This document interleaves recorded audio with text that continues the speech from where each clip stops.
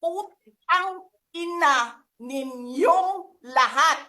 Martin Romualdez, Lisa Marcos, Bongbong Marcos.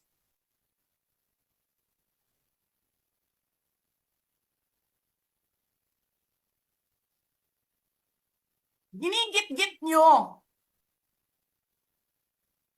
yung mga tao ko dyan sa envelope na yan. Lisa Marcos, naalala mo?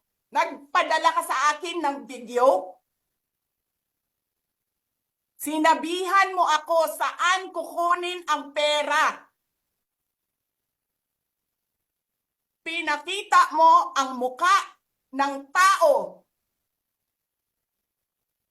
doon sa video message mo. Hi, this is she's been working with us for the longest time. We trust her. You sent me written instructions about money.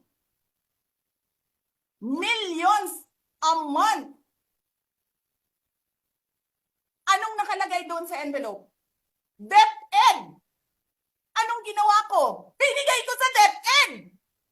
Putak na mukha.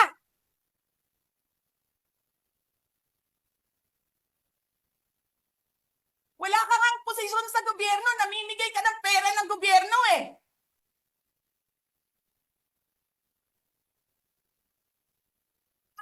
Sisirain mo yung tangal ng mga kasama ko sa Office of the Vice President.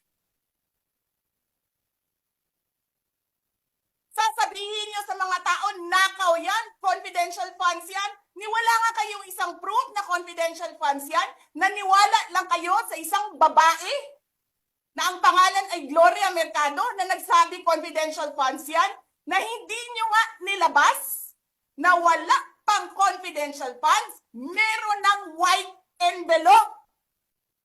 Kasi 2022 pa lang, tangina mo ka,